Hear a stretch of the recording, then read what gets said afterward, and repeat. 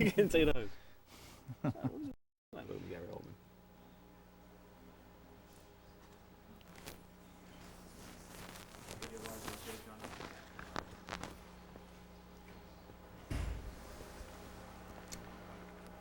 Your dad was a journalist, wasn't he? Yeah. Is a journalist? Yeah. So my Well, dad he's was. not now. He's a writer now. He's just he's a novelist and a short story writer. You know. Yeah. My dad, he's dead now, but he was a journalist, and then he did that. He moved into writing books and things. But he never published anything. He was always so scared. No, my dad published many books. Yeah.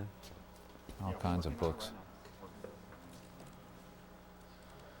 My dad was like just buried himself in the bottle, really. That was it. That was the end of him. War stories. Yeah. Second World War. Was your dad in the war? Yeah, he was in the Navy, in the Canadian Navy, and he. I remember pictures of him in the Navy playing darts and stuff like that. That's my memory as a young kid. You know, my mom had some pictures of him in the Navy playing darts with his buddies. That's right. I guess when he came home, they put him up on the wall to remember the good times or whatever, you know. But actually going over there, I don't know.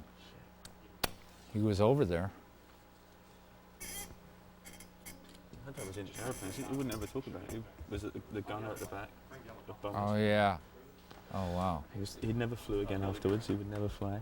Never wanted to know about it, I bet. Does a lot to people, doesn't it? Yeah. I've been lucky. I haven't lived through one. I've never had to. I guess. Well, we lived kind of vicariously through Vietnam in England, but I never had any. I never had to go to one. It's fucking terrifying. How's it look? They know I have a mic on, you know. I know. We're just trying to twist it to make it doing the job. I'll get a good sound. A good analog. Go for that. All right. Talk to me. A good analog sound. I like that. It'll live. We all enjoy the guitar player.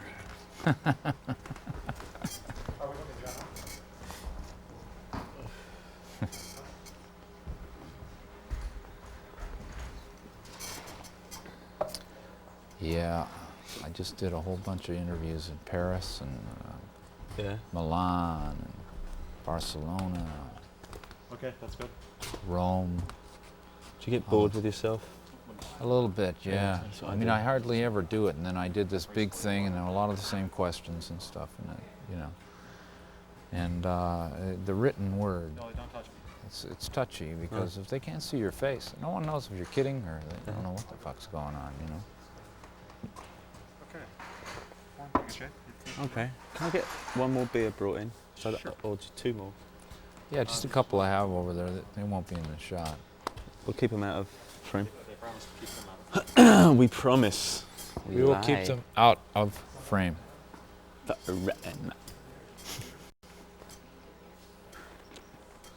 This is where you're going to play, right?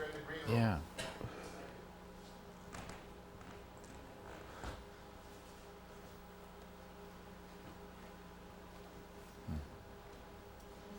Yeah, it should be a pretty good place. Yeah, they got all the Except for seats that they're putting sound. out. Yeah. Is it bad? Well, that ring, that. Oh, that. What is that? See, I don't know. They got air conditioners on or something. They're not going to have that sound, are they, tomorrow night?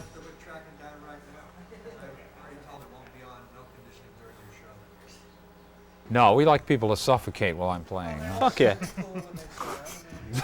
If they want to breathe, that's their problem, right? They can leave. I need to concentrate on these chord changes. Leave. Great, okay. All right. And action. We're going to do this, John. Hey, you're paying me. Should be about 30 seconds, folks. You're done.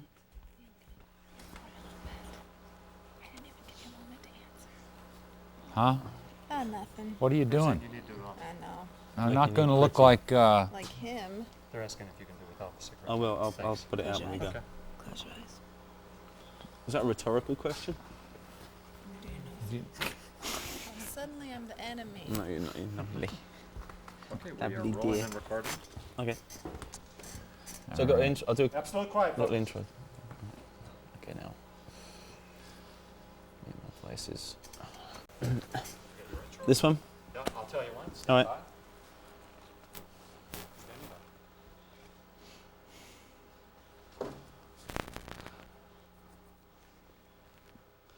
Hi, I'm Tim Roth, and I'm with Centerstage on VH1, and a guest is Neil Young, who I'm with now. So this is a new thing. This is this interview thing. So. All right then. You talk about Harvest Moon as a sequel. It's 20 years later to Harvest, and was that intentional, or did you just after you'd written it, did you realise it was as a sequel? Or? Well, kind of after I got started on it, I'd done about 7 or 8 songs, and I took them in and played them for Lenny Waronker at Warner Brothers, and I said, this sounds like it's a sequel to Harvest to me, and that's where that came from. I think that was the start of it. I think I actually said it myself. But when I actually started doing the songs, when I started playing them, I wasn't thinking of that particularly. I was just thinking of doing these songs that I wrote, and I got the musicians to play them, and they turned out they were the right ones for the song, and also were the same ones I used on Harvest. So it's secondary. It's yeah, not. yeah. I wasn't making like Godfather 2 or something. Or 3. Or 3, right? And was it intentional to bring back the same musicians? Was that? Well, I think in the first place it was great to get them back together when I realized I thought they were the best ones for the songs. The songs kind of tell a story, the songs make me do what I do. I write a song and that song tells me what to do with it. I mean, it doesn't work like I'm in control of it. So do you if you're writing a script, for example? Oh, I was having fun there. Everything's going well. We just picked up audio buzz in like the last 15 seconds. So we're going to do a brief timeout and work on that. All right then. Our apologies. Okay. I can carry on anyway. Because when they do you got to catch all this, because I'll just keep talking. Because there's a mate of mine when he writes scripts, he starts off with the characters, like naming them, or finding them what they are, and then he just kind of puts them together and they do it themselves. Yeah. Is that happen when you do it? Yeah, it's like that with only their songs instead of characters. I think if I get There's no your order drift. to it. Am I buzzing? Am I the one who's buzzing? You're buzzing. You told me. Yeah, I this was is pretty buzzing. good. I'm sorry. Okay. So there's no kind of, it doesn't. No, the song. I try not to think about it. That's the thing. I try not to think about it. Yeah. Because you wrote. I mean, it's like you can't act if you're thinking. No, it's fucking. You can't think. You can't think. You gotta not think. So as soon as you start thinking, you're losing. Yeah. It's like that's what I loved about that movie, Star Wars. Yeah, I love The Force. Let the Force be with you, Luke. The Do you guy's watch going the- down that thing there, and he's flying along, and as soon as he starts thinking about what he's doing, he's had it. And that message was strong and clear to me. I agree. That's the way I make music. Do you watch those with your kids? Those movies? No, I went and saw them myself. They're a little strong for the kids. You think?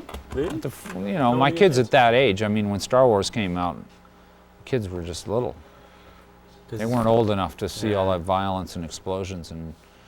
Because I have this an argument with. I just did a very violent movie, and I had an argument with the director about it. Well, not a violent art, but just like.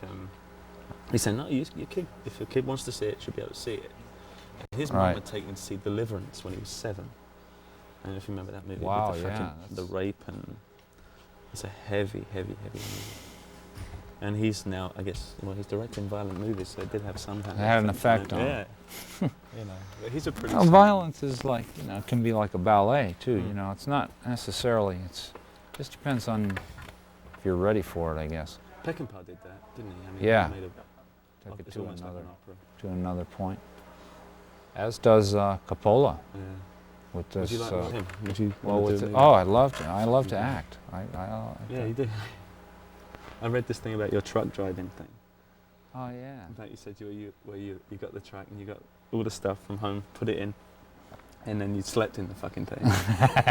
That really sort of rings true. Yeah, I want to get lost. I don't want to be there. I want to be whatever I'm trying to do. Whoever I whoever this character is or whatever it is. It's Right. all me anyway. It's just But different parts. But you can do know? that with music, right? You can do that. with- Yeah, it's the yeah, same thing. it 'Cause is. that's the point of being. We're ready. You just carry on. Okay. It should be about 30 seconds. Sorry for. That's all right. So you'll get all the juicy stuff when the cameras aren't rolling, and then we'll be back to. Was it? Never fails. Who is buzzing? They were getting. It sounded fine in audio, but in the showroom they were getting some. No, I know, but Right. which one of us was buzzing? Oh, it's his fault. It's always me, right? It's Einstein's fault. The line. I think We're rolling again, folks. I think of it as more of an honor. Stand by, please.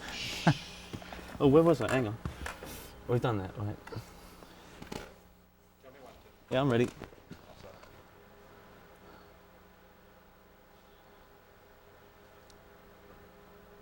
So it wasn't, we're going back to the sequel thing, right? So it wasn't setting out to, this is a sequel, I'm going to do this and make lots of bucks out of doing that, because, or whatever. It was, No, it's the songs.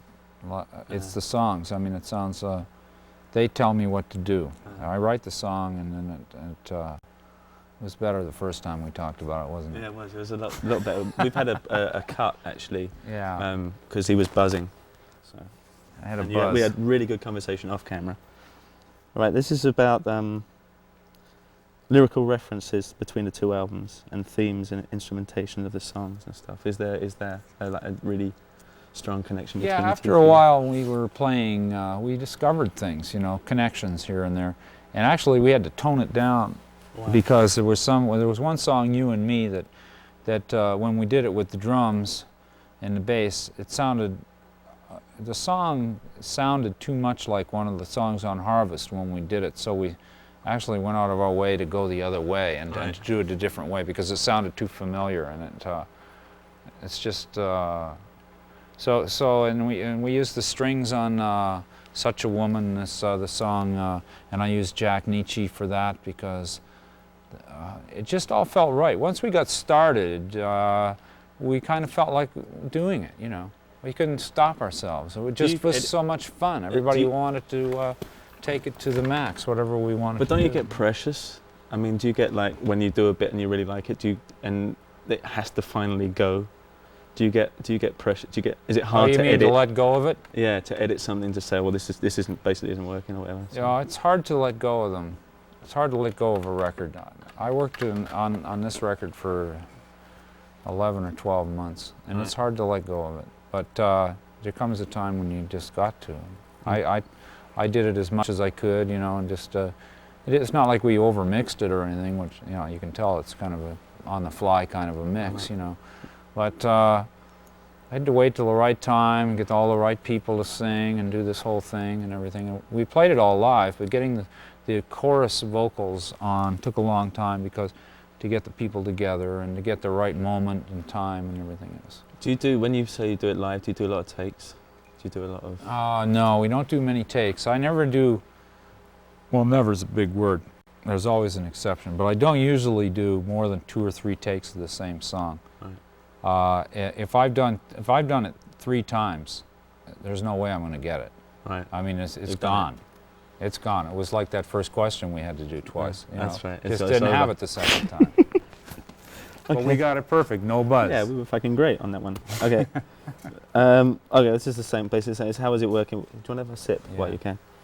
This is on me now. The beer's off camera. So how is it working with the Stray Gators, with Linda Ronstadt, James Taylor, and Nicola Larson again? What was that? Well, I mean, we had a Covered great time. We Yeah. covered that in the last question. Yeah. We already covered that one. We've done that one. Right. It says you've played everything from rockabilly to R&B to folk to country and hard rock. So what inspired you to change your musical styles all the time? Why do you keep changing? Well, it's always a different reason. But That's not exactly I think what what they did. happened is during the 80s, I think that's when I got this reputation for changing all the time. Because during the 70s, I never had this reputation. And during the 60s, nobody even had a reputation. So Except constantly bad one. music was just music, and there was no format or anything like that. It was just music. Everybody liked music. 60s was different things. And in the 70s, I didn't change that much. I just did the same thing one way and then another way, just like I've always done. But in the 80s, it got into a period that where I was on Geffen Records, and things were the chemistry wasn't right. There was something straining the situation, and somehow through that period of my with my own life and just the way life is, you know, I felt like why continue? I just don't. I couldn't get into doing what I had been doing. I couldn't get into a lot of things that formerly I could get into. They just seemed like they were old. So I started branching out and experimenting and trying different things in a way to kind of be there without being there. Kind of an interesting thing. It was like It's a concept. kind of it's like it was more like disguise than it was style or something. Do you? You don't have to talk about your kids if you don't want to, but this is for me because I got a kid, and it's.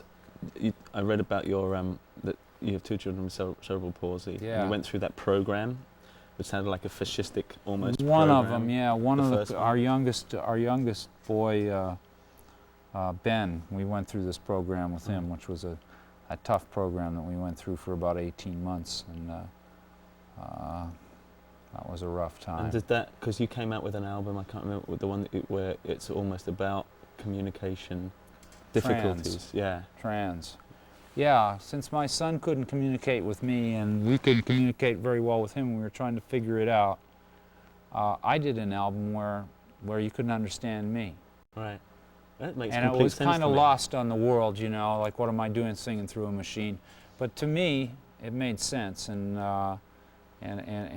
so that's really what the bottom line is, you know. So that is going to be like where you're talking about how your music will change. It's inadvertent, really. Right. It's what It has to happens do you. with life. You know, there's no, you know, that's the thing. A lot of the questions people ask me today, they show me that people think about musicians, and they think that musicians make music as a means to an end, like they have a goal in mind, like they're ambitious to get here or there or sell this or sell that.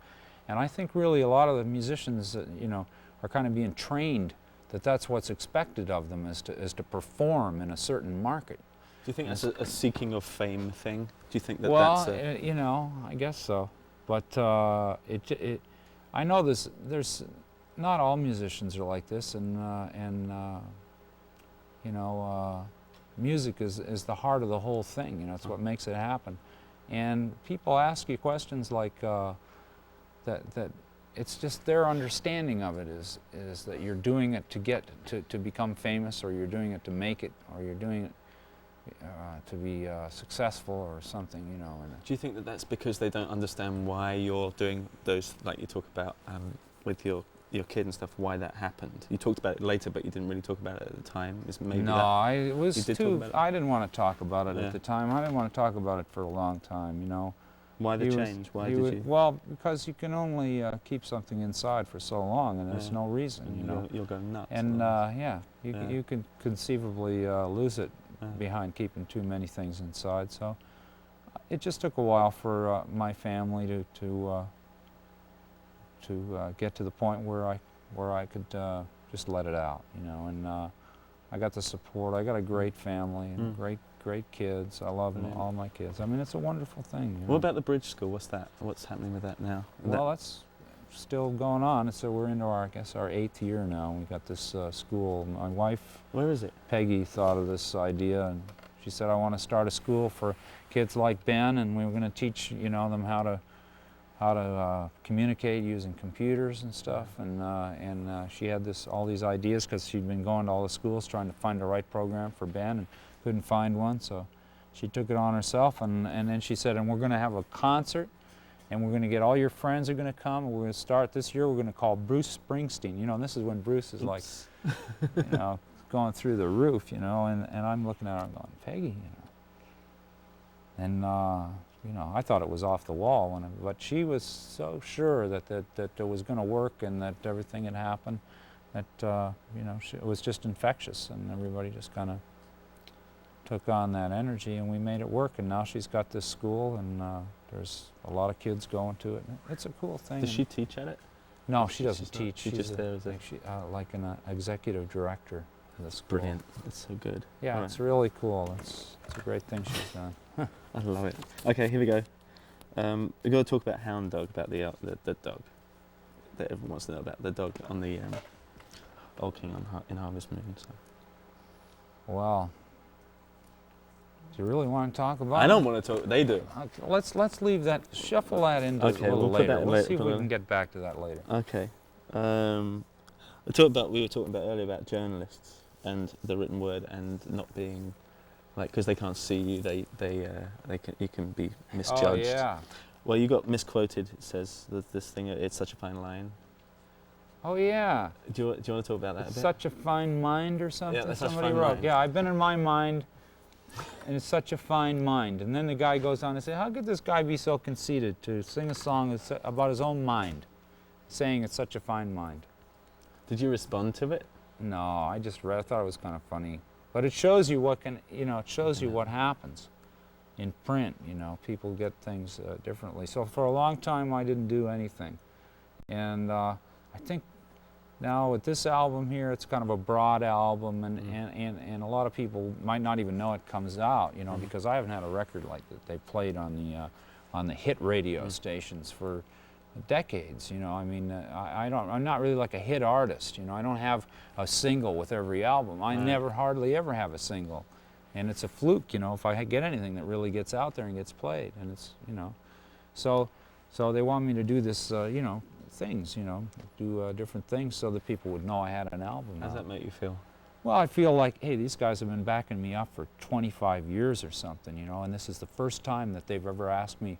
And they're my friends, so they asked me to come into Burbank and have this meeting with Mo and Lenny, who I've known for 25 years, and they say, Neil, we really want you to do some things for this record, because we really think it says something, and we could do a good job. It's like, it's about time? Well, I'm going, oh God, isn't the music enough, Oh, right. I mean, that's my instinct. Isn't the music enough? But on the other hand, they got all this energy, and they're so into it, and so I supported it. I went out and I went to Europe and I did a bunch of interviews, and then I talked on the telephone. Some people came over to Japan and everything, but I'm going to do a Rolling Stone interview. I kind of went back and forth on doing the interview because I really don't like having all of this stuff out in in my hometown and in my own place, all this personal stuff and everything. And these questions people ask you. I mean, like it takes away all your privacy. It takes away you can't, it's like you walk in the store or something, somebody knows what you said to some other guy somewhere that, and pretty soon you forget you're having a conversation. It's like a professional discussion, right? And you say something and then you read about it, right?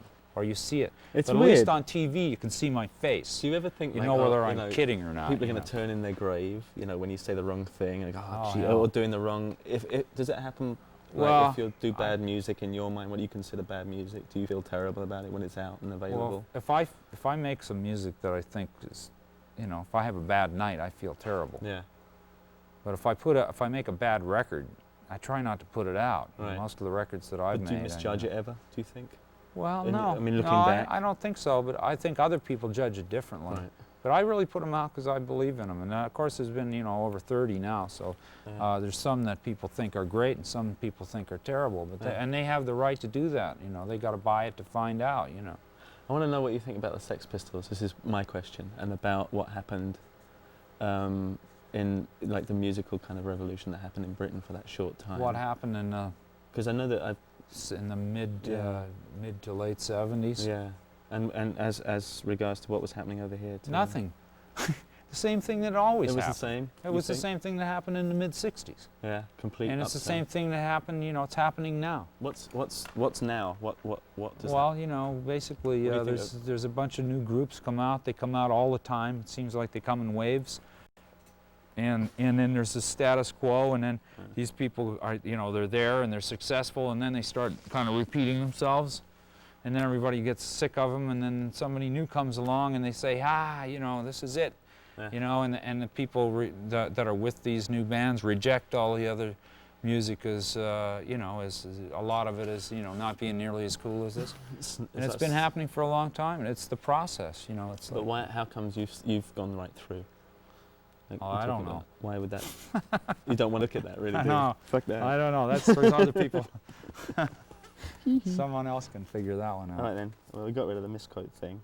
All right. So you're touring acoustically, Yeah. and what are the advantages or disadvantages of doing that for you? And being on stage on your own, is that a good Well, feeling for you? okay.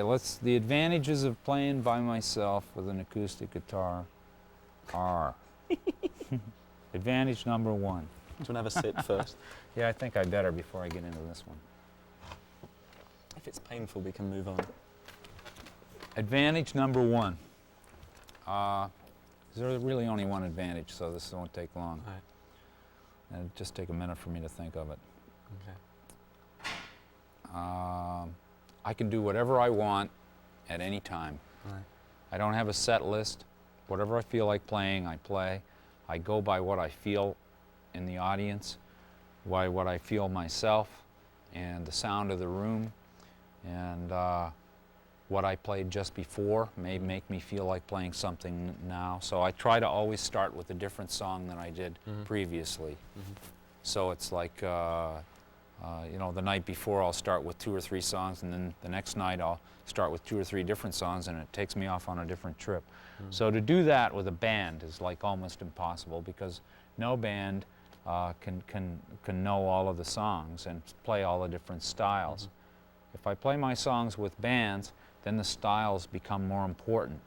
If I just play them by myself, then it's just me, no matter what song. If I do This Note's for You, or Rockin' in the Free World, or some Expecting to Fly, or some ballad or something, even though they're totally different kinds of songs, if I do them myself, it's cool, but if I do them with the band, they can't make the jump from one. They might be good on one and not be able to do the other, or whatever. To go straight in.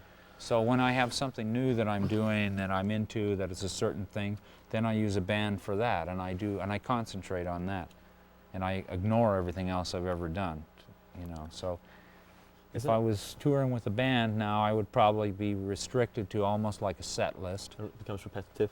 Yeah, and I'd try to break out. I always try to do that.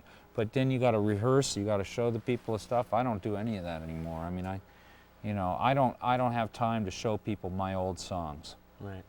It's just a waste of Sick of time. it, doing it, Yeah, doing I'd it. rather be writing a new song or showing somebody a new song. Does it give you, like we're talking about acting, does it mean that you can almost improvise?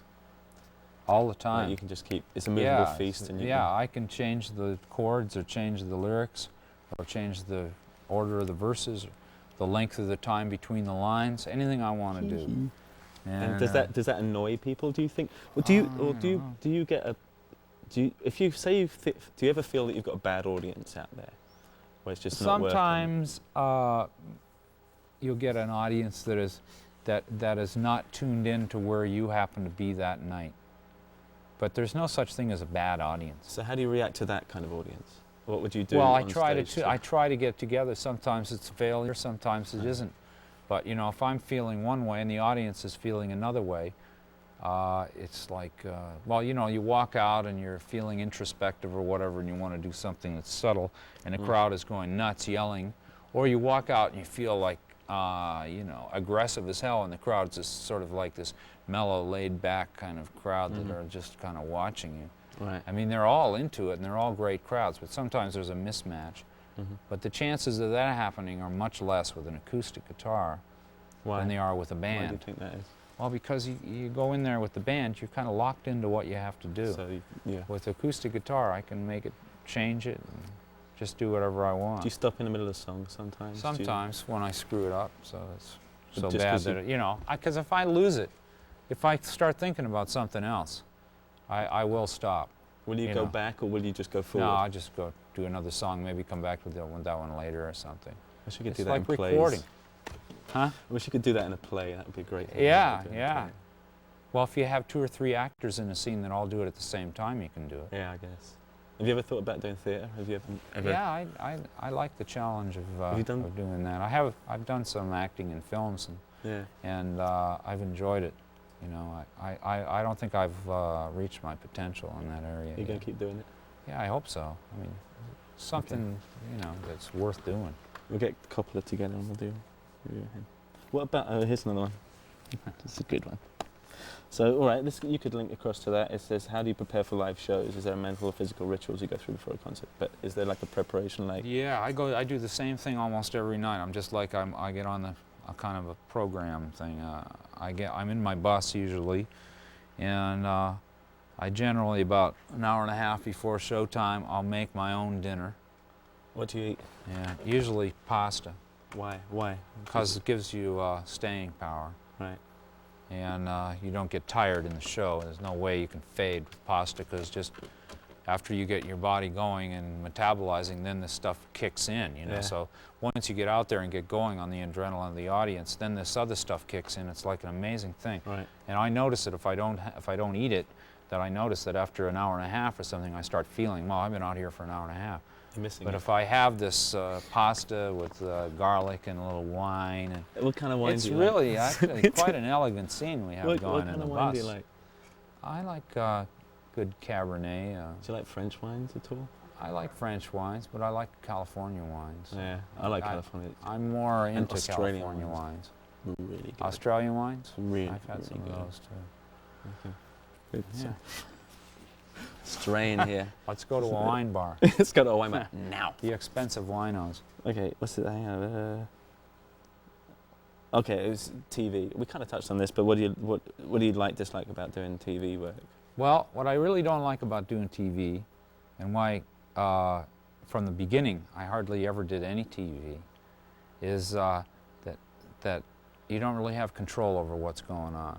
I'm a control freak. I mean, I Right. freely admit this. When I'm doing my thing, everything has to be the way I want it, or I just don't go.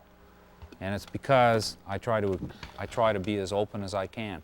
And if the circumstance isn't right, then I'll be inhibited and I'll be distracted and I can't do my thing. So I'm a control freak. So on television, your control is limited.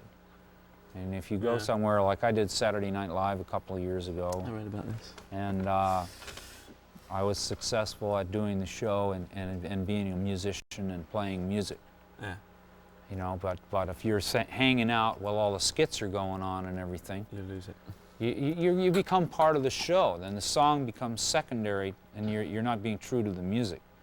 Because really, I'm a musician. I'm not like an entertainer, or a comedian.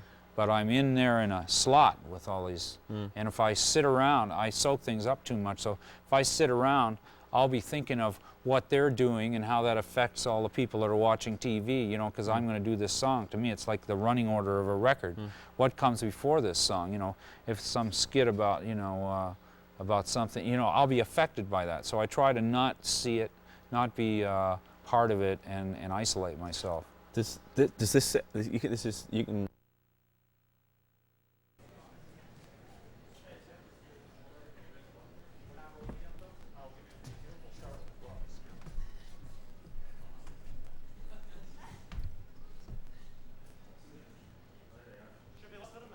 Okay. You can hear me. You can hear me. Yeah. There's no privacy in this place.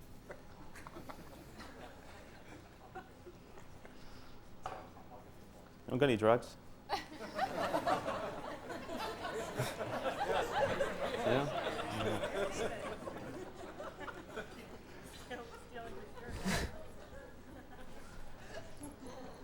Okay, we are rolling and recording. We'll start with applause. I'll give you a big cue, and then you can go into your written. Okay. Stand by, folks.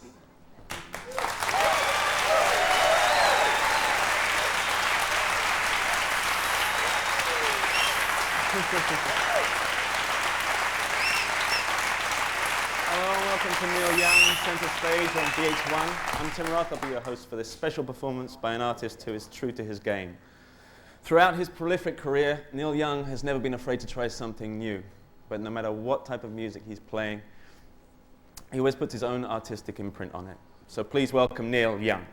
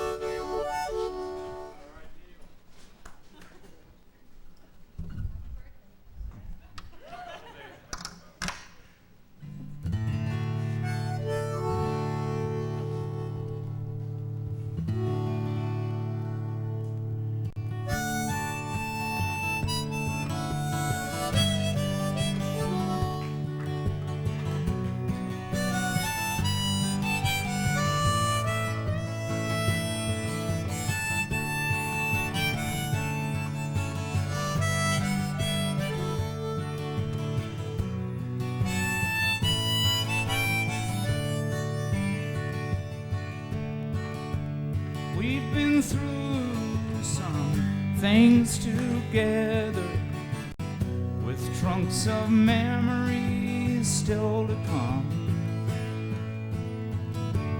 We found things to do in stormy weather. Long may you run. Long may you run. Long may you run. Although these changes have come, with your chrome heart shining in the sun, long may you run.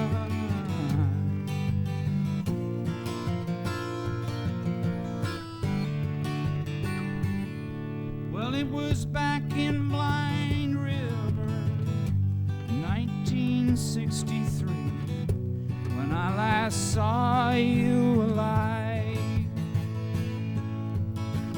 But we missed that shift on the long decline. Long may you run. Long may you run. Long may you run. Although these changes have come, with your chrome heart shining in the sun, long may you run.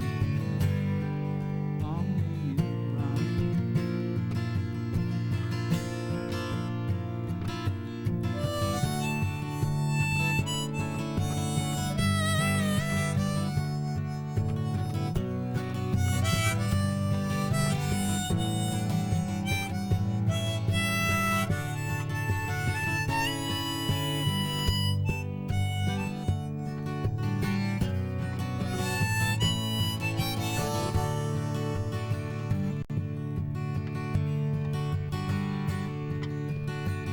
Maybe the Beach Boys have got you now, with those waves singing Caroline, rolling down that empty ocean road into the surf on time. Long may you run. Long may you run. Although these changes have come, with your chrome heart shining in the sun, long may you run. Long may you run. Long may you run.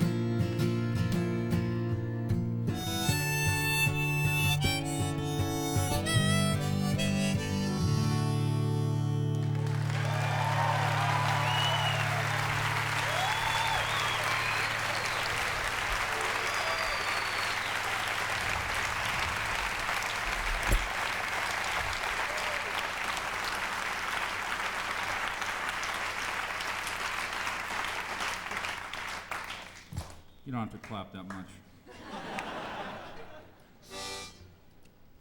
Just cut it all out anyway.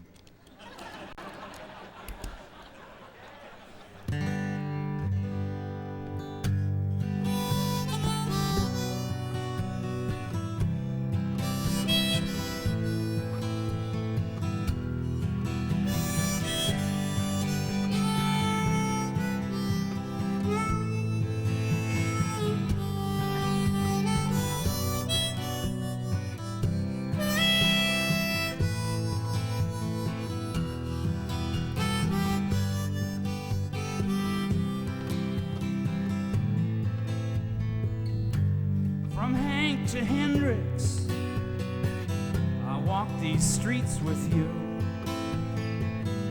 Here I am with this old guitar, doing what I do. I always expected that you would see me through.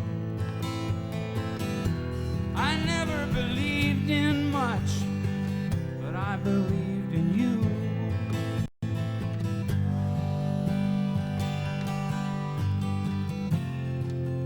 Can we get it together? Can we still stand side by side? Can we make it last like a musical ride?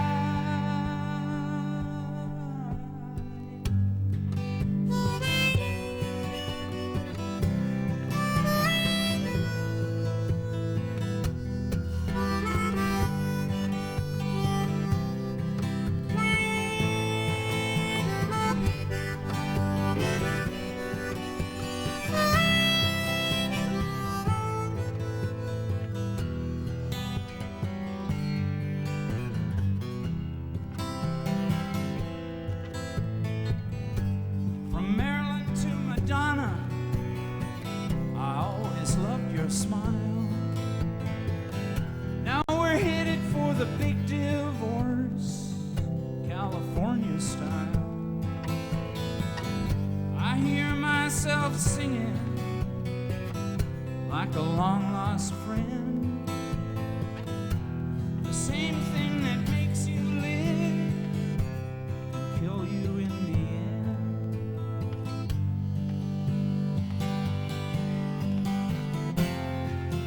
Can we get it together? Can we still stand side by side?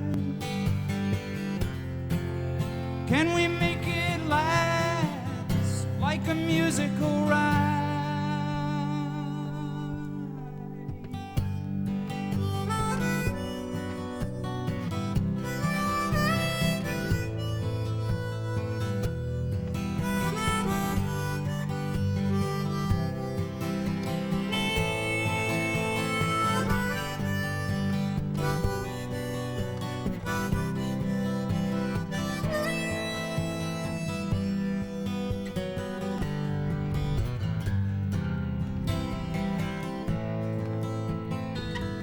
Sometimes it's distorted, not clear to you. Sometimes the beauty of love just comes ringing through. New glass in the window, new leaf on a tree, new distance between us, you and me.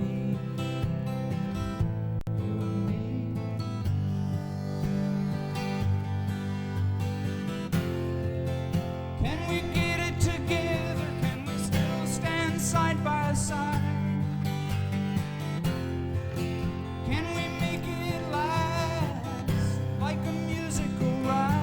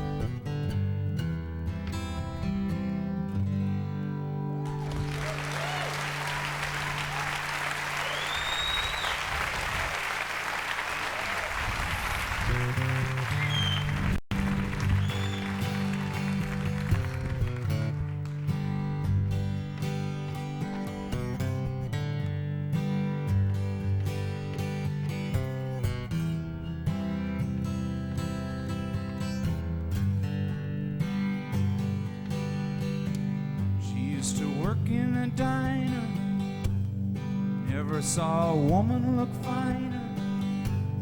I used to order just to watch her float across the floor.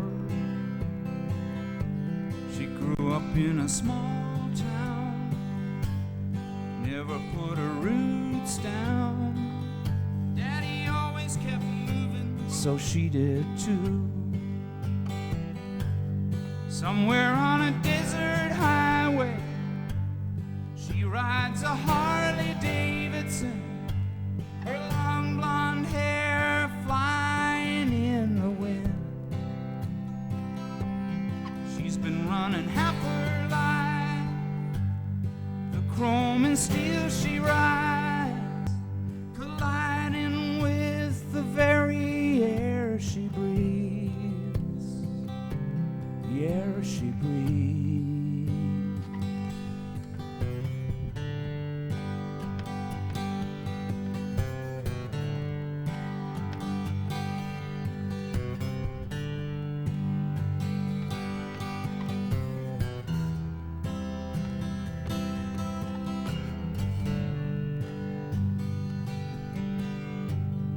know it ain't easy.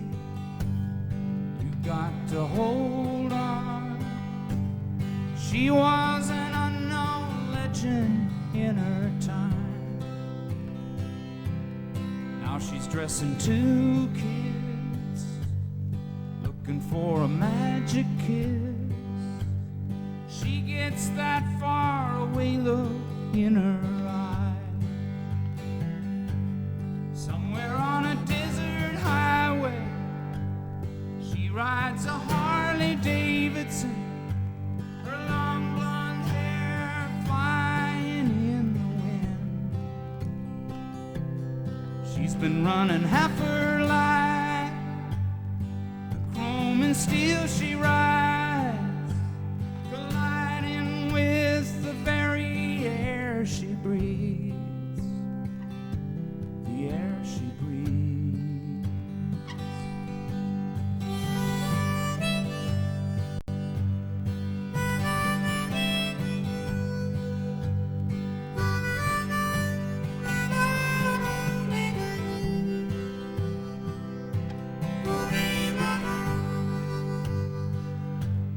Somewhere on a desert highway, she rides a Harley Davidson, her long blonde hair flying in the wind.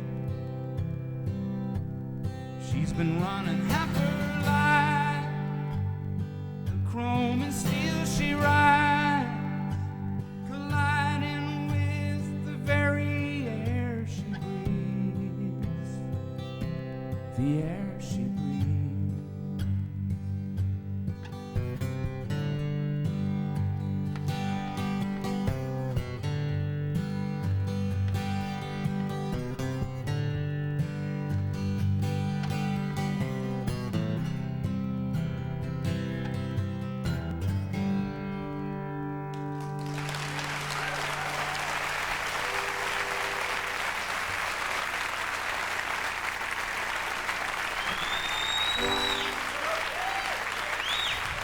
How you doing out there?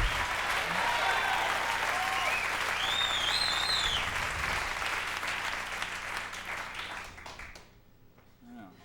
How am I doing, huh? What am I doing? What's next?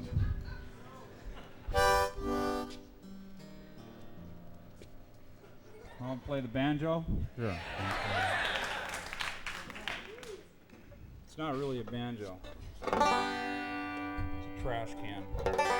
How that sounds a little. Had it for a long time.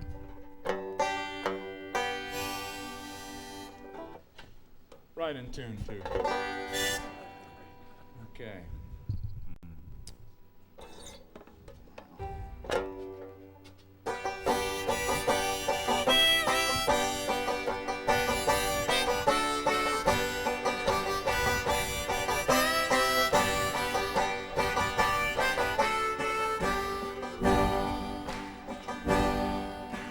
Love is a rose, but you better not pick it. It only grows when it's on the vine. Handful of thorns and you'll know you missed it. You lose your love when you say the word mine, mine. I want to see what's never been seen. I want to live that age-old dream. Come on, girl, we can go together. Let's take the best right now. Take the best right now.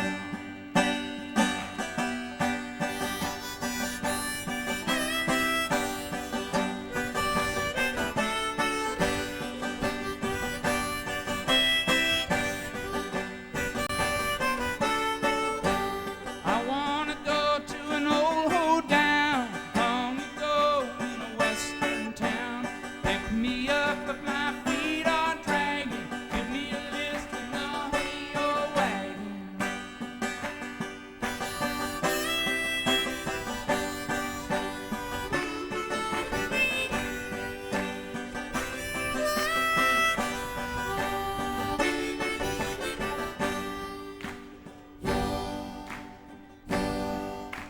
Love is a rose, but you better not pick it. It only grows when it's on the vine. And and full of thorns, and you'll know you missed it. You lose your love when you say the word mine. Love is a rose. Love is a rose. Love is a rose. Love is a rose.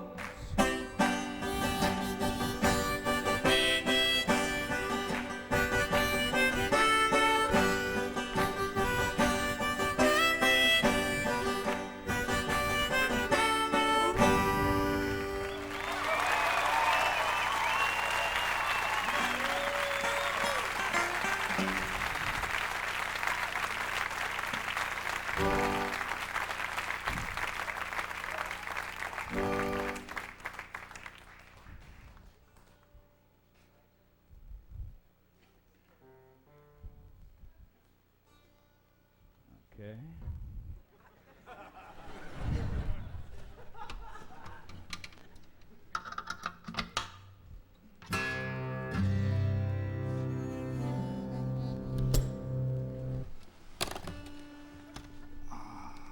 So usually, you know, I'm playing these big shows where there's a lot of people.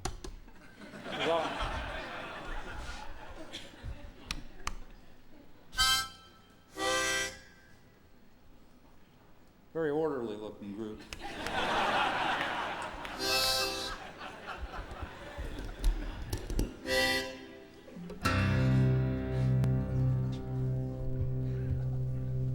Here's an old song I wrote in the 70s, just after Marlon Brando received his Academy Award.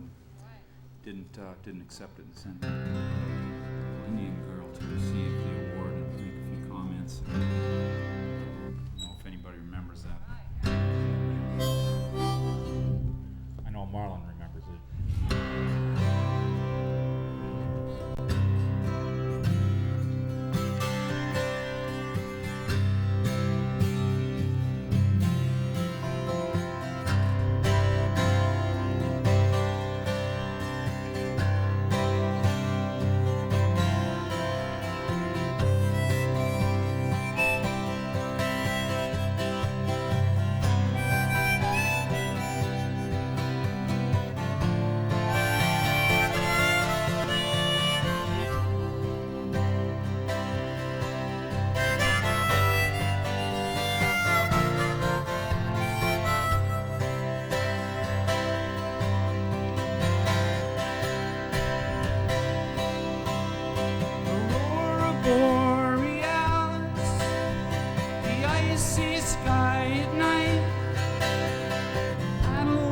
Cut the water in a long and hurried flight from the wide land to the fields of green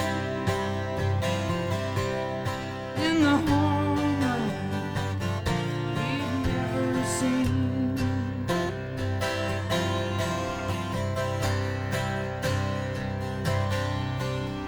They killed us in our teepees and they cut our women down. They might have left some babies lying on the ground, but the fire sticks and the wagons come, and the night falls on the setting sun.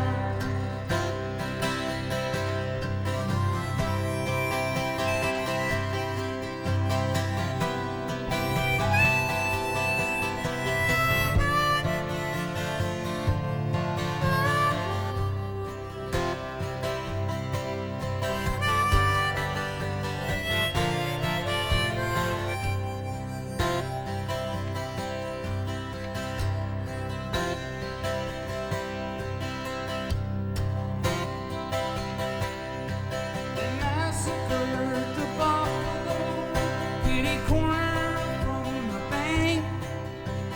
Taxis run across my feet, and my eyes have turned to blanks. My little box at the top of the stairs was my Indian rug and a pipe to share.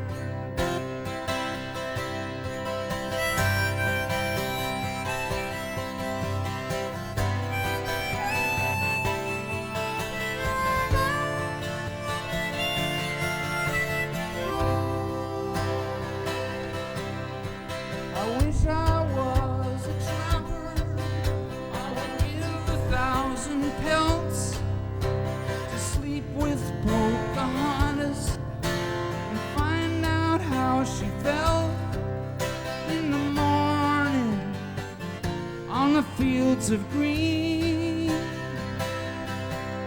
in the homeland we've never seen. And maybe Marlon Brando will be there by the fire. We'll sit and talk about Hollywood and the good things there for hire, and the Astrodome and the first TP. Marlon Brando, Pocahontas and me. Marlon Brando, Pocahontas and me. Pocahontas, Pocahontas.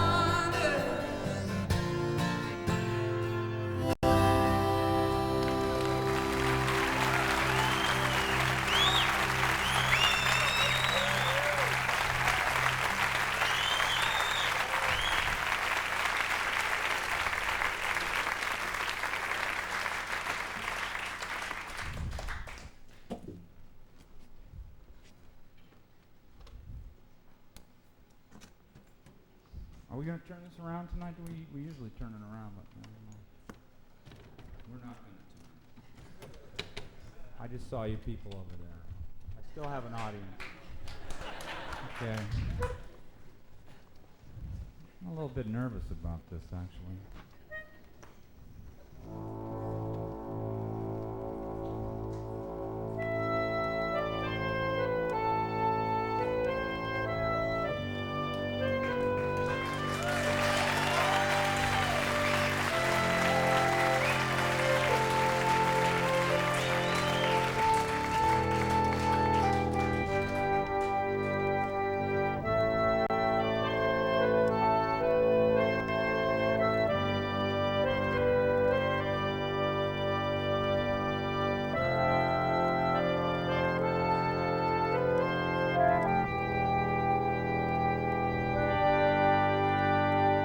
Once I thought I saw you in a crowded, hazy bar, dancing on the light from star to star.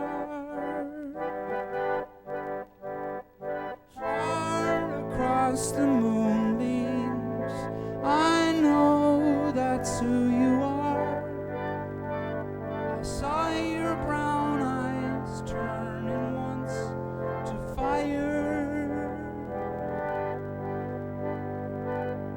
You are like a hurricane.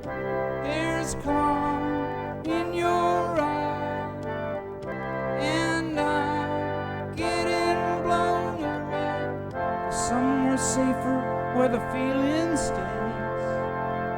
I wanna love you, but I get so blown away.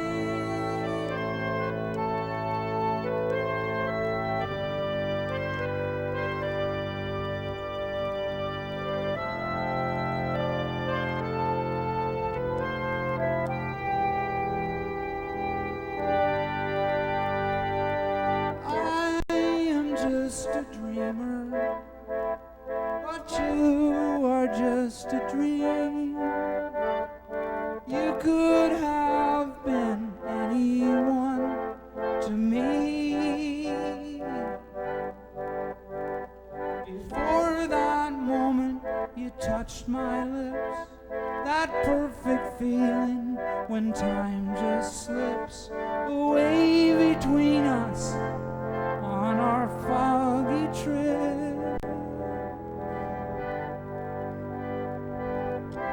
You are like a hurricane. There's calm in your eyes, and I'm getting blown away somewhere safer where the feeling stays. I wanna love you, but I get so blown away.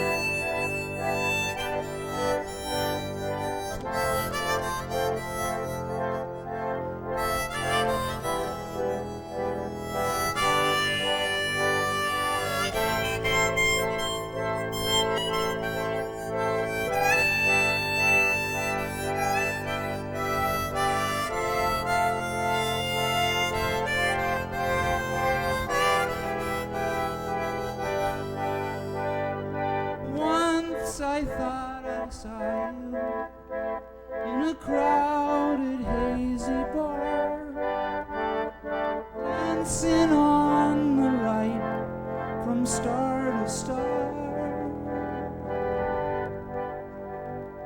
Far across the moonbeams, I know that's who you are. I saw your brown eyes turning once to fire. I'm just a dreamer, and you are just a dream.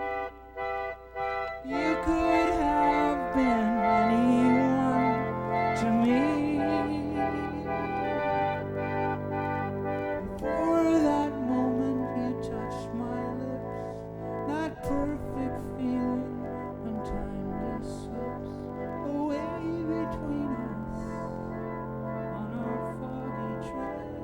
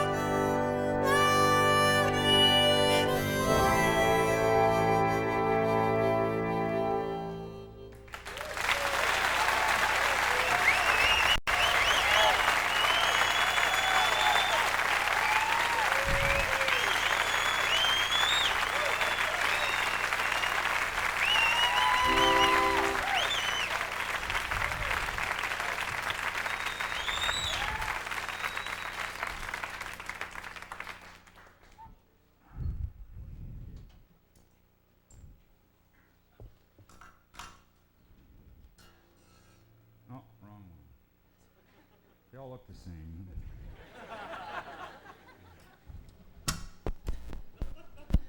Guy who had this got shot. The bullet came out here. This part here, this is new. I think that's where it came in. It missed. That's all right. Lucky balladeer.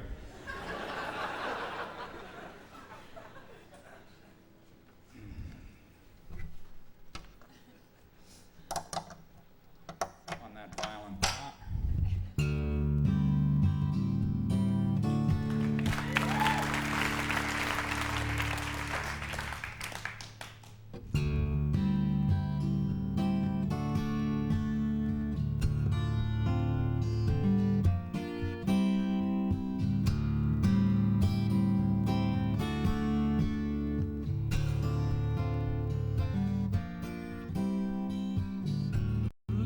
Creatures running from the cold, back to the nest just like the days of old. They're in the safety of a mother's arms, the warmth of ages far away from harm again.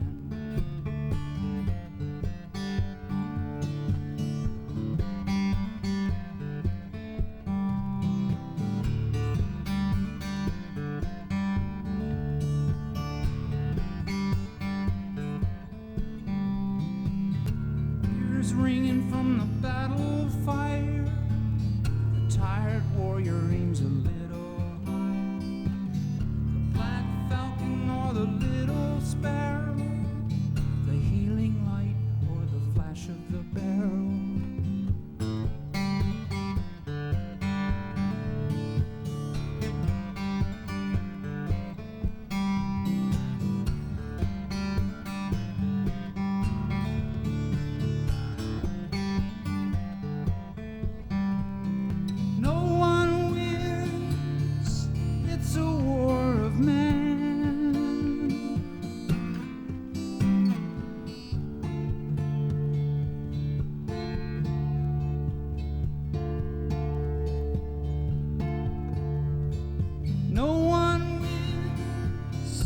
It's a war of man.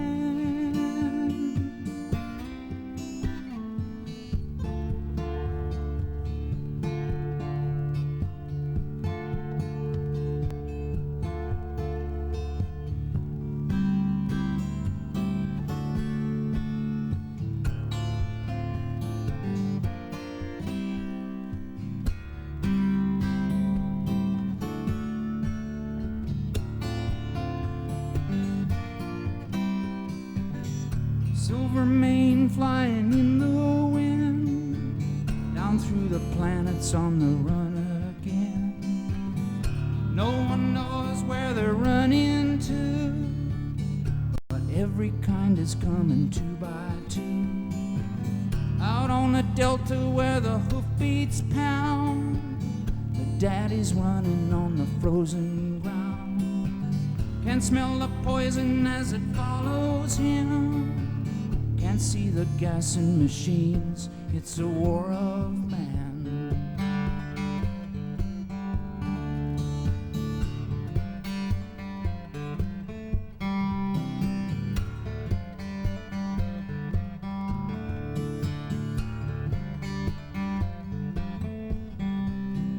No one wins, it's a war of man.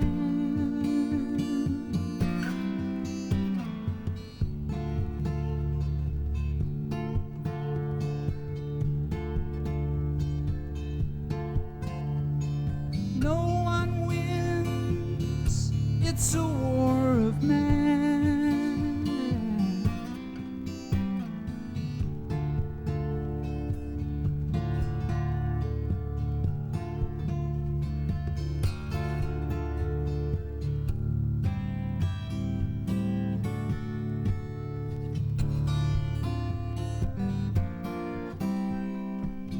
The windows open and the little girl dreams.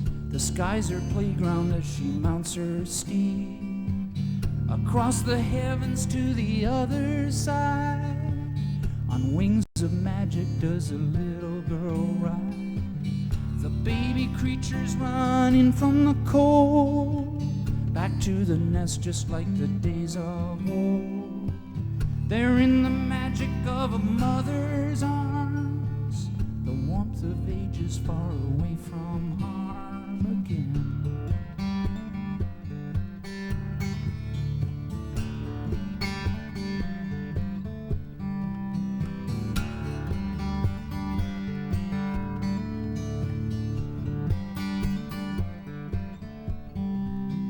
No one wins, it's a war of man.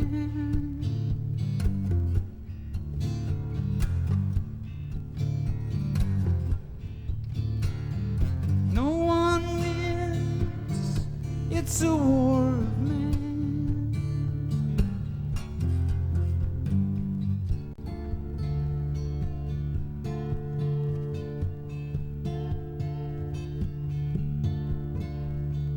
No one wins, it's a war of man.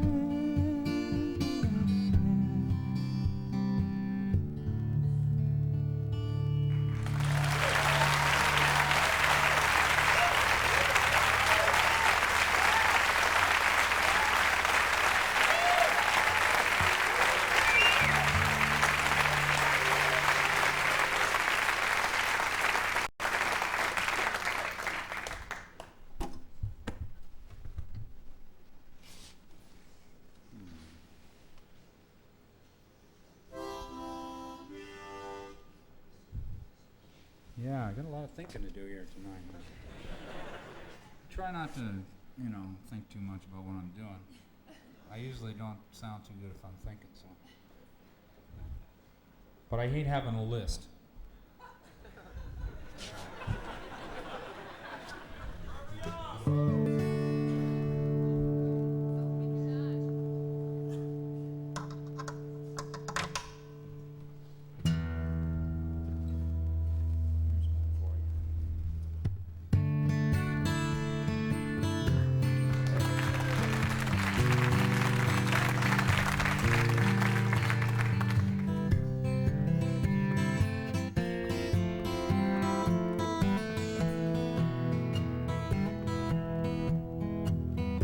Caught you knocking at my cellar door. I love you, baby, can I have some more? Oh, the damage done. I hit the city and I lost my band. I watched the needle take another man. Gone, gone, the damage done.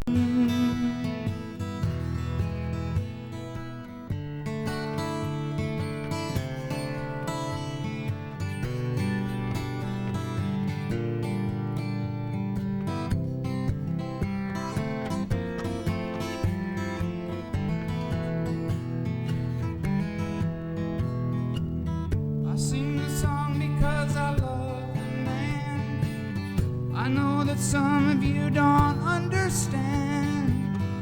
Milk blood to keep from running out. I seen the needle and the damage done. A little part of it in everyone. But every junkie's like a setting sun.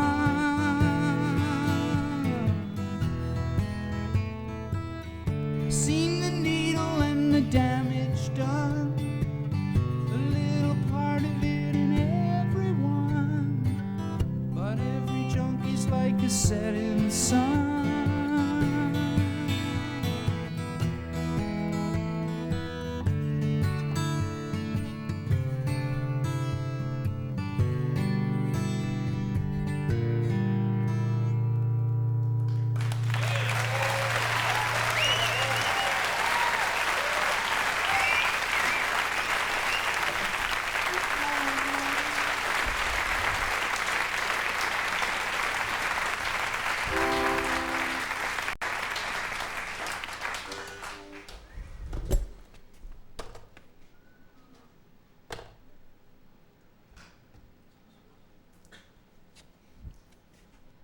This is VH1 beer.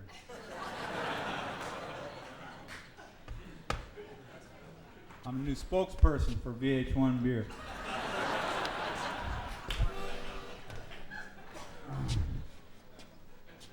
I can't do that song after saying that. What can I do here? Oh.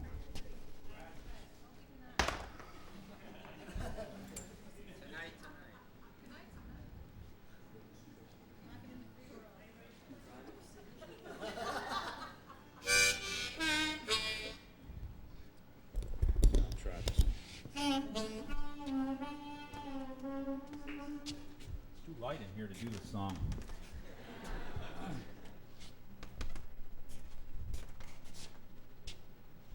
Maybe it looks dark on TV.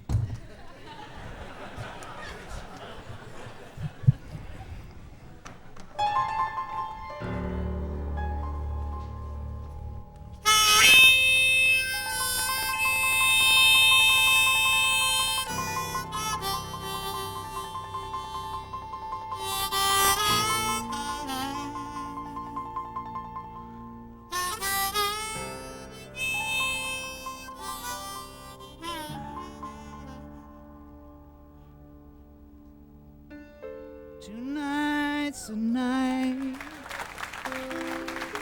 Tonight's the night. Tonight's the night. Tonight's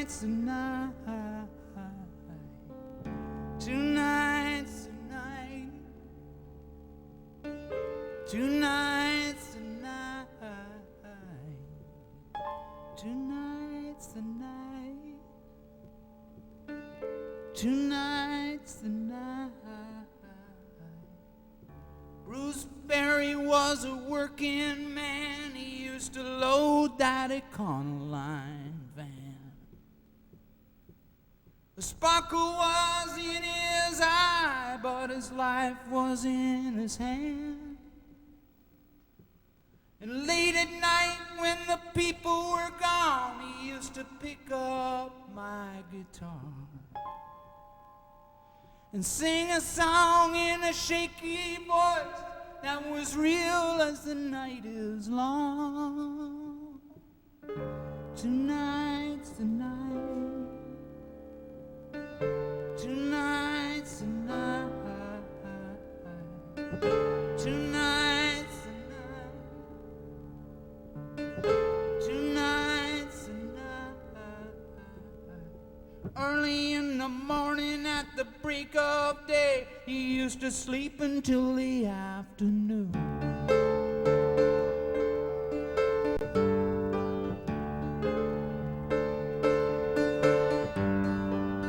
And if you never heard him sing, I guess you want to soon.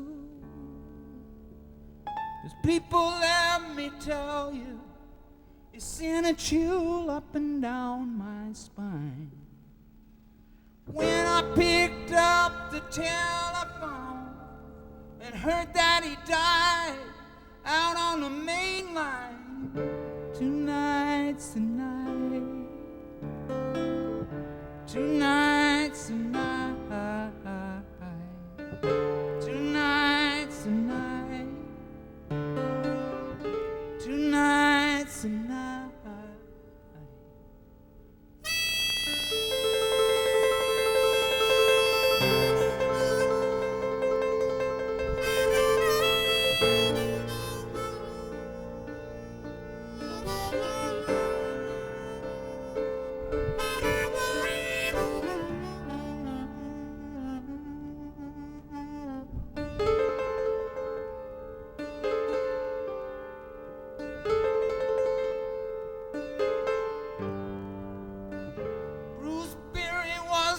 Man, he used to load that Econoline van. A sparkle was in his eye, but his life was in his hand. Late at night when the people were gone, he used to pick up my guitar, sing a song in a shaky voice.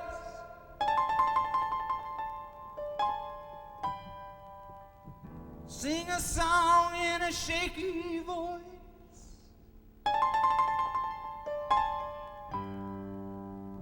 Sing a song in a shaky, shaky voice.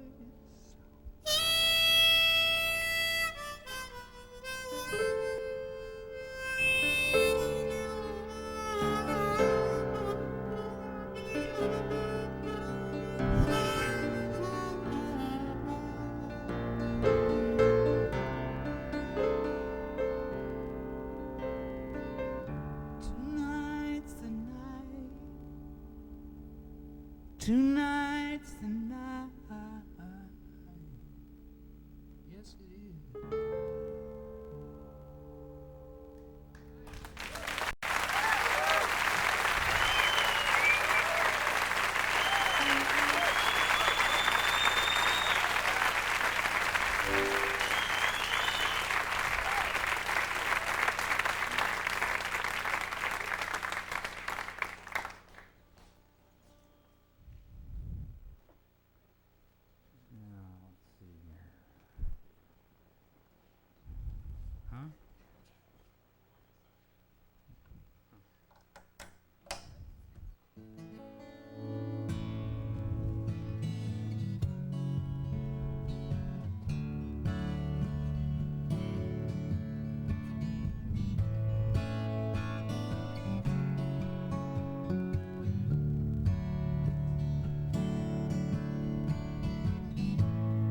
One of these days gonna sit down and write a long letter to all the good friends I've known. I'm gonna try to thank them all for the good times together. Though so apart we've grown.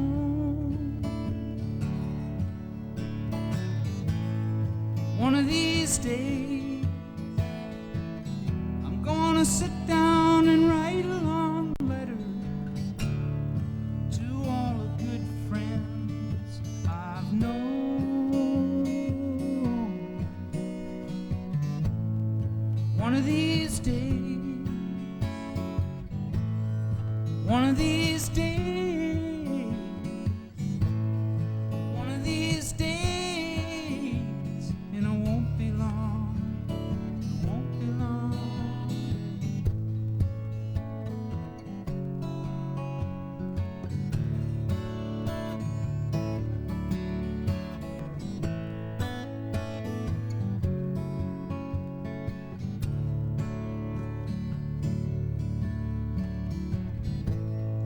I'm gonna try to thank that country fiddler and all those rough boys who played that rock and roll. I never tried to burn any bridges, though I know I let some good things go. One of these days I'm gonna sit down and write a long letter to all the good friends I've known.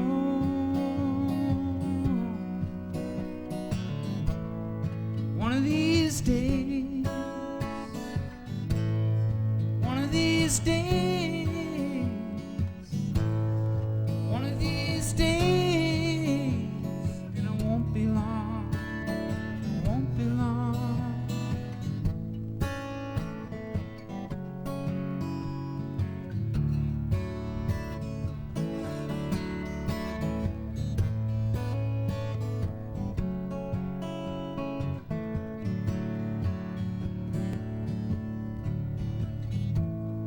Down in LA,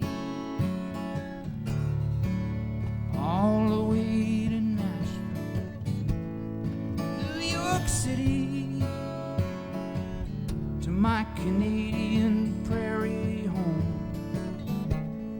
My friends are scattered like leaves from an old maple. Some are weak, some are strong. One of these days I'm gonna sit down and write a long letter to all the good friends I've known.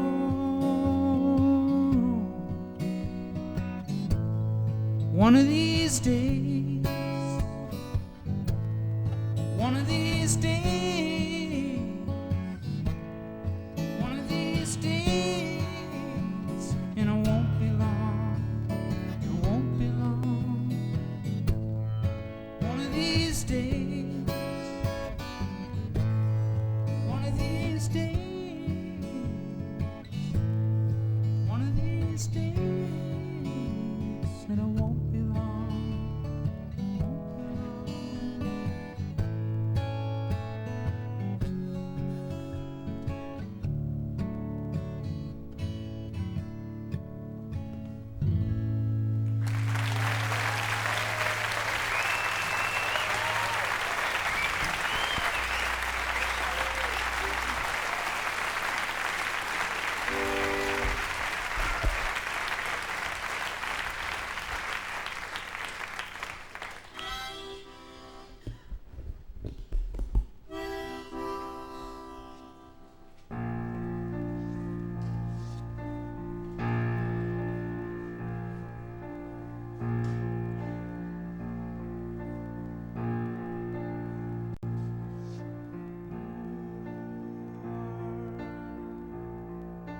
such a woman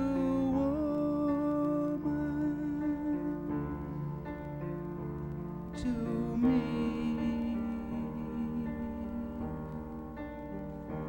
and I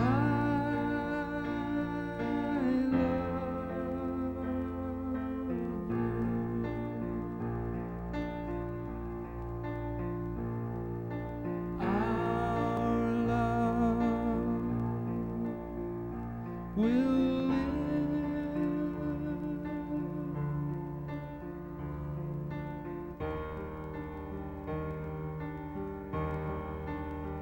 until the end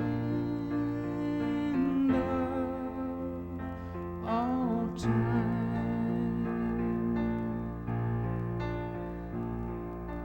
No one else can kill me like you do.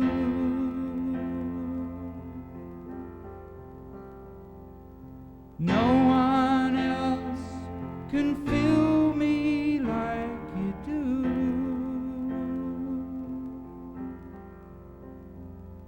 And no one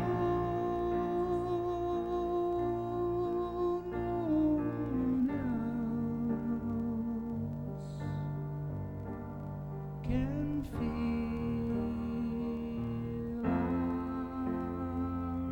pain. Love is a healer,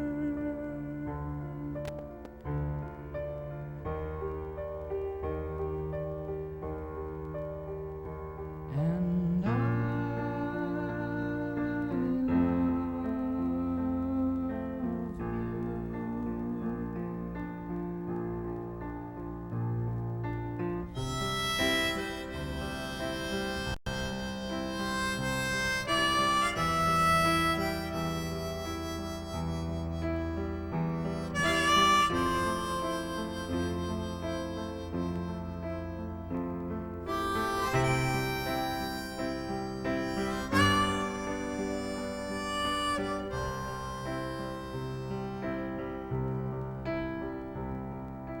no one else can kill me like you do.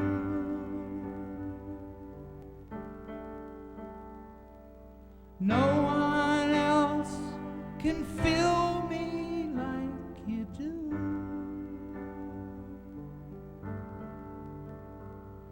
And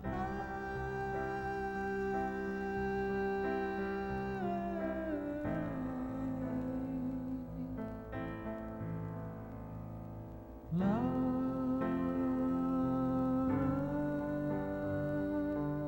you. You are such a woman to me.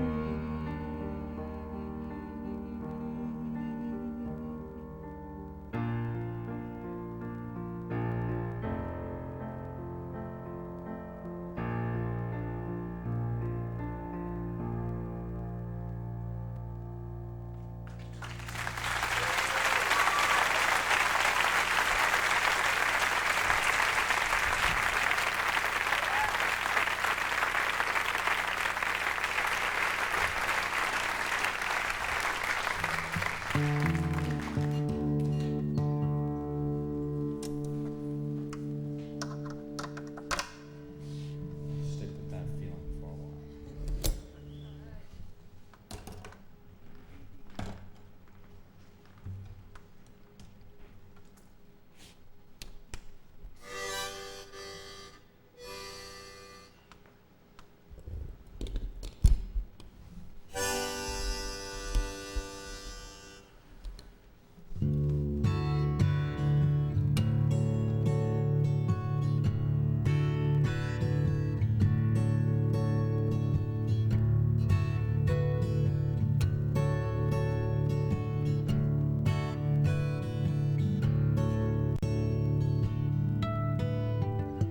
Come a little bit closer, hear what say.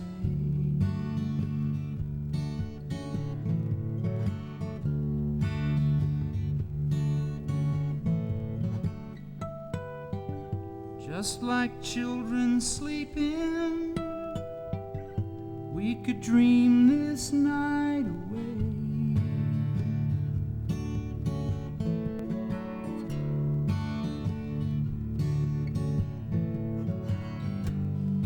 But there's a full moon rising, let's go dancing in the light.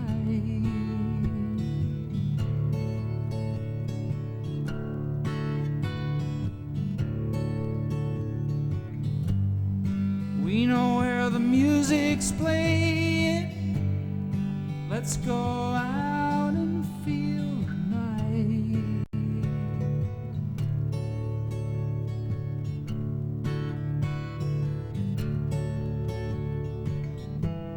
Because I'm still in love with you, I wanna see you dance again. Because I'm still in love with you on this harvest moon.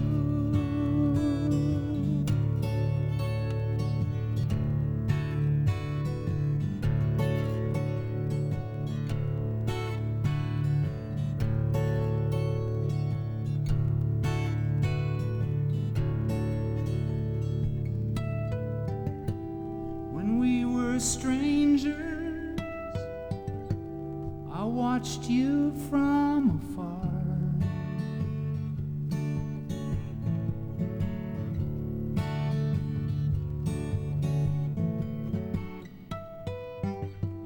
When we were lovers, I loved you with all my heart.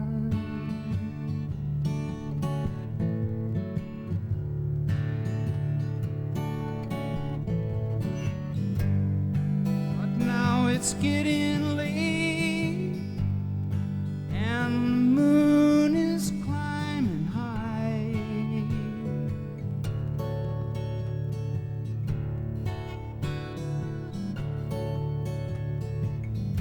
I wanna celebrate, see it shine in your eyes.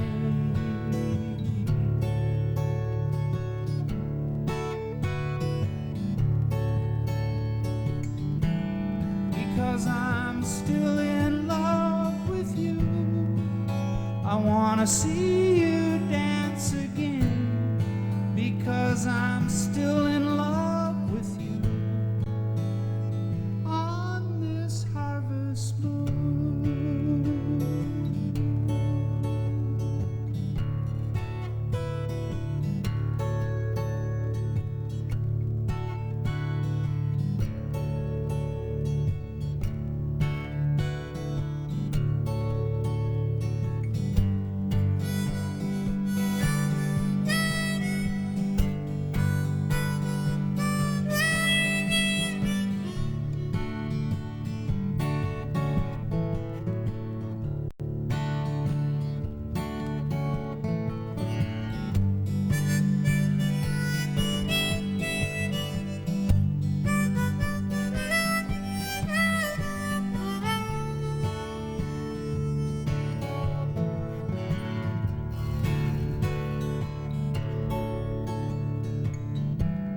Because I'm still in love with you, I wanna see you dance again. Because I'm still in love with you on this harvest moon.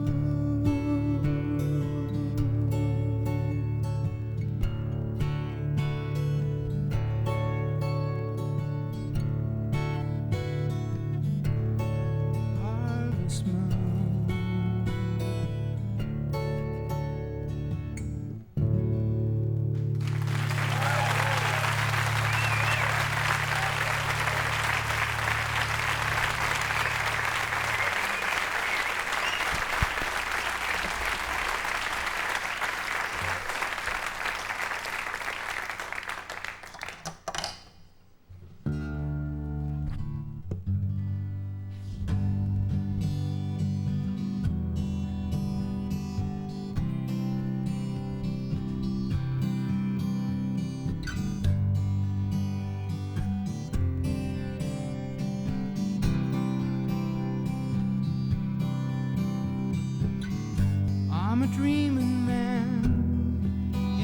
that's my problem. I can't tell when my dreams won't come true. In the meadow dusk, I park my Aerostar with a loaded gun and sweet dreams of you. I'll always be a dreaming man. I don't have to understand. I know it's alright.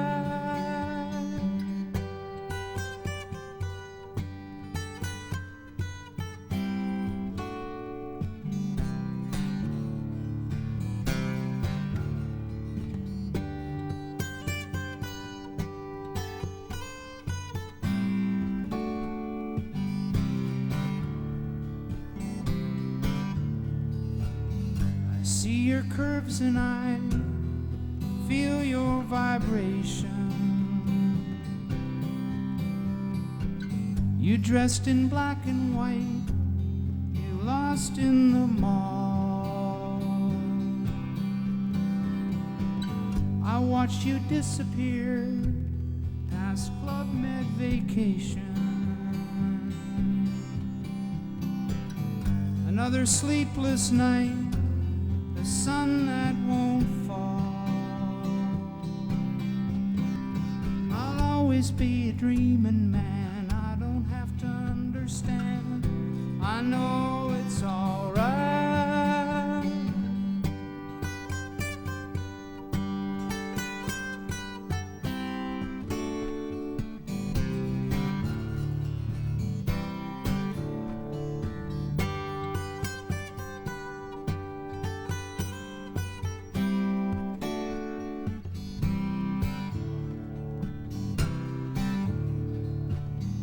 Now the night is gone, the new day is dawning,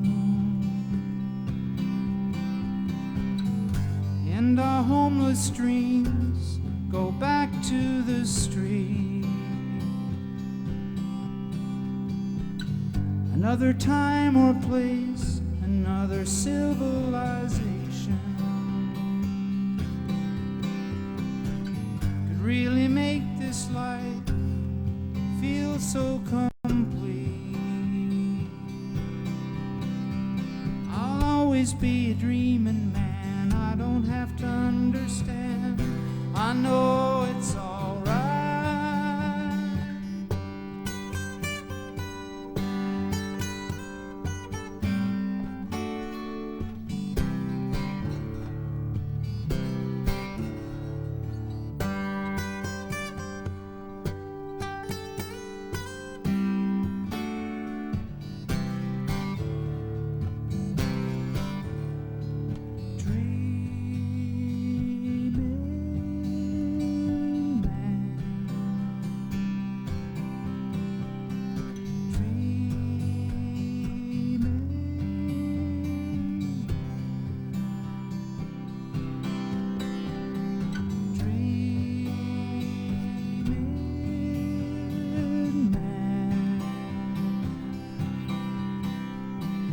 Dreaming man.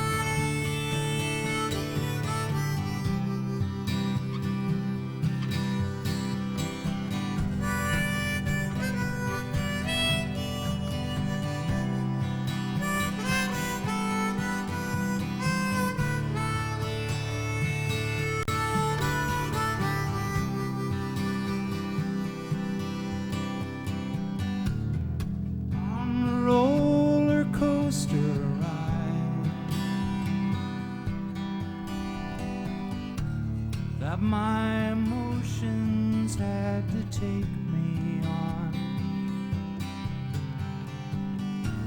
I heard a newborn baby cry through the night.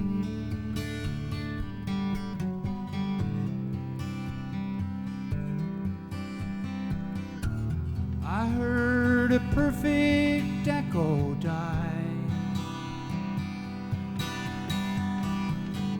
into an anonymous wall of digital sound.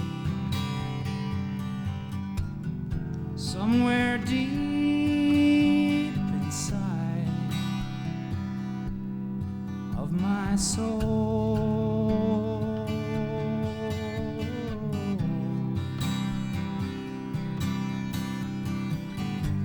a natural beauty should be preserved like a monument to nature. Don't judge yourself too harsh, my love. Someday you might find your soul in danger. A natural beauty should be preserved like a monument to nature.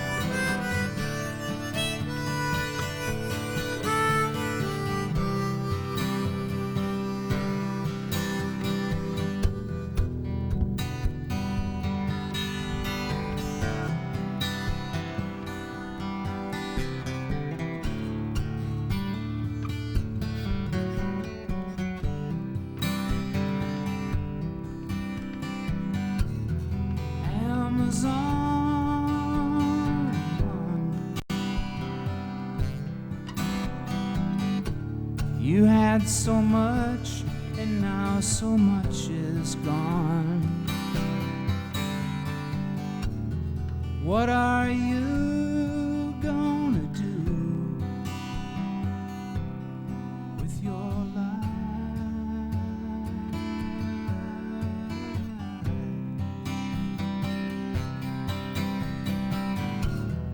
One more night to go.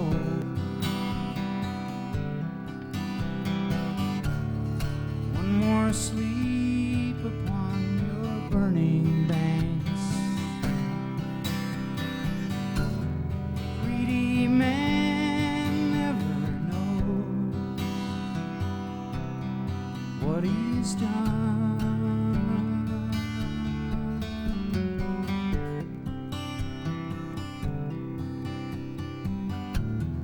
What a lucky man to see the earth before it touched his hand. What an angry fool to condemn.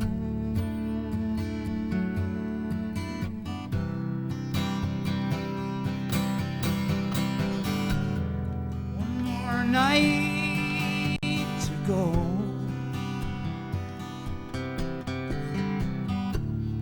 One more sleep upon your burning banks. One more night of love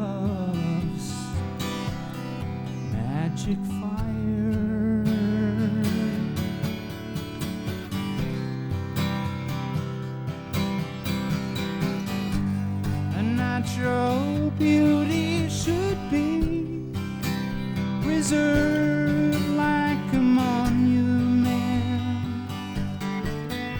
to nature. Don't sell yourself too short, my love. Someday you might find your soul in danger. A natural beauty should be preserved like a monument to nature.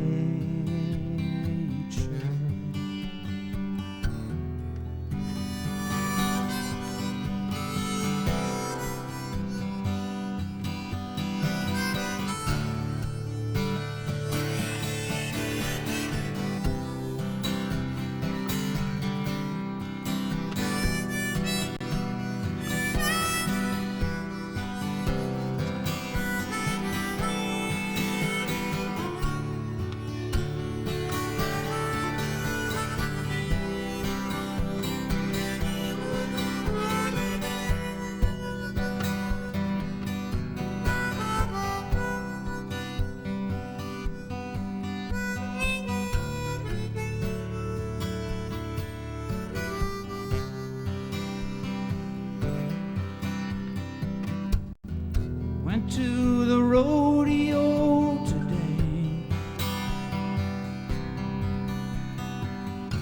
I saw the cowgirls lined up on the fence. A brand new Chevrolet,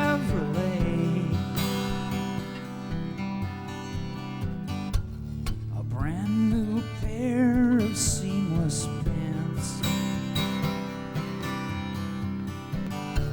We watched the moment of defeat laid back over on the video screens. Somewhere deep inside of my soul,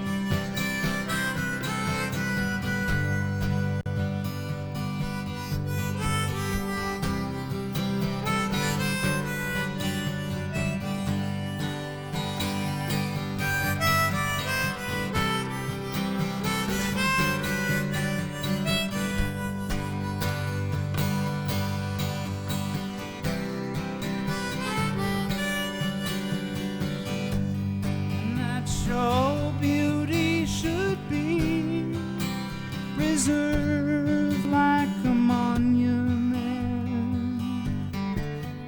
to nature.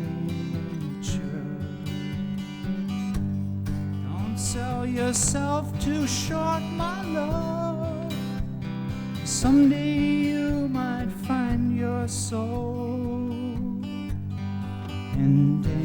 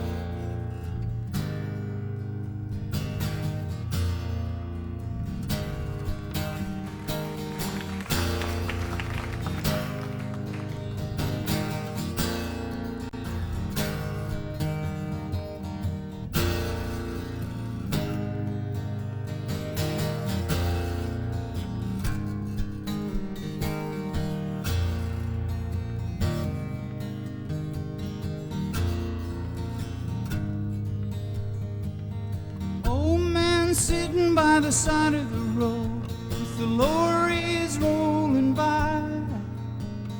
Blue moon sinking from the weight of the load, and the buildings scrape the sky. Cold wind ripping down the alley at dawn, and the morning paper flies. Dead man lying by the side of the road with the daylight in his eyes. Don't let it bring you down, it's only castles burning. Find someone who's turning, and you will come around.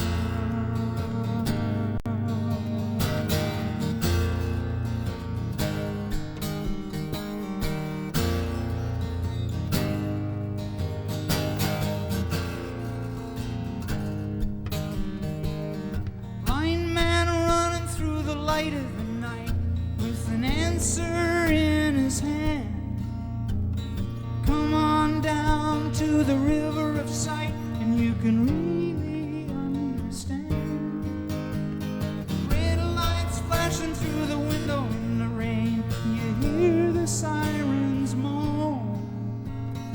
White cane lying in a gutter in the lane. If you're walking home alone, don't let it bring you down, it's only castles burning.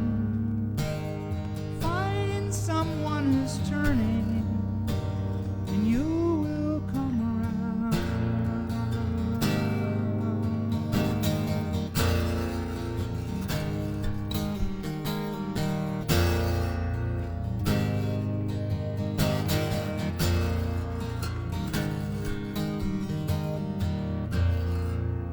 Don't let it bring you down, it's only castles burning. Find someone who's turning, and you will come around.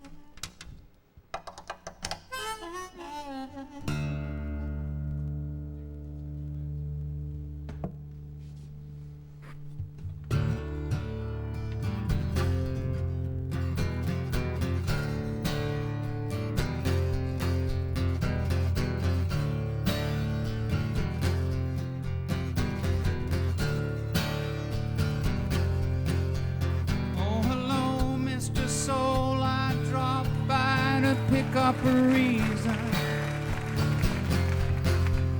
for the thought that I caught that my head is the event of the season.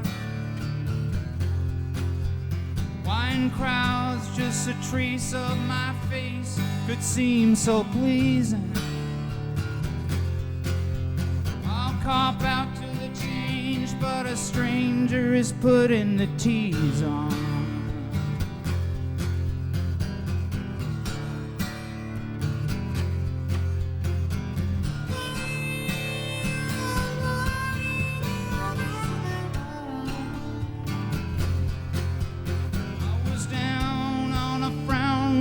Messenger brought me a letter.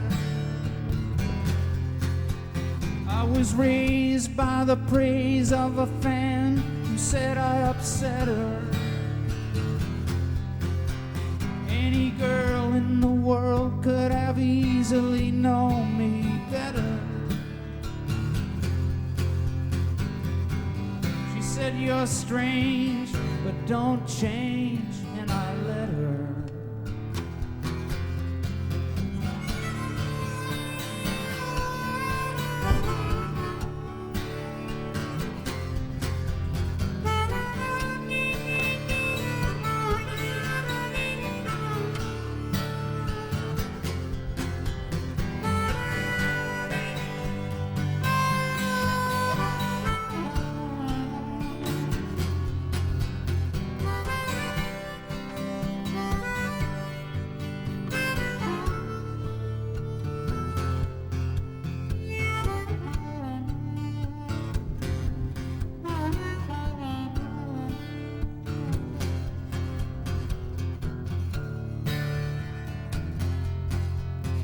a while will the smile on my face turn to plaster? Stick around while the clown who is sick does the trick of disaster. For the race of my head and my face is moving much faster. Is it strange I should change? I don't know. Why don't you